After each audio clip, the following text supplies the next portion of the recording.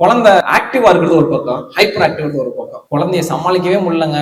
எப்படியாவது குழந்தைக்கு 2 வயசு 2.5 வயசு ஆனவனே ஸ்கூல்ல போய் தள்ளி விட்டு வந்துடலாம் அப்படின்னு சொல்லிட்டு ஃபீல் பண்றவங்க இருக்காங்க. இதுக்கு ரீசன் என்ன அப்படின்னா, நம்ம ஒண்ணு லோன்லியா ஃபீல் பண்றது. அப்படின்னா நம்ம ரொம்ப ஹெல்ப்லெஸ்ஸா இருக்கும், நம்மளுக்கு யாருமே ஹெல்ப் பண்ண மாட்டாங்க. ஹஸ்பண்ட் ஒய்ஃப் ஹெல்ப் பண்ண மாட்டாங்கன்னு ஃபீல் பண்றதும், ஒய்ஃப் ஹஸ்பண்ட் ஹெல்ப் பண்ண மாட்டாங்கன்னு ஃபீல் பண்றதும், இல்லாட்டி மாமனார் மாமியாரோ இல்லாட்டி வீட்டுல இருக்கிறவங்க யாரும் ஹெல்ப் பண்ண மாட்டாங்க அப்படின்னு ஃபீல் பண்றதுனாலதான் இது ஒரு பர்டனாவே நம்ம நினைக்கிறோம். சப்போஸ் நம்மளுக்கு ஹெல்ப்புக்கு ஒரு ஆள் இருந்தா, நம்ம மோட்டிவேட் பண்றதுக்கு ஆள் இருந்தா, என்னைக்காவது ஒரு தடவை நீங்க நான் ஒரு சூப்பர் ஹீரோன்னு ஃபீல் பண்ணிருக்கீங்களா?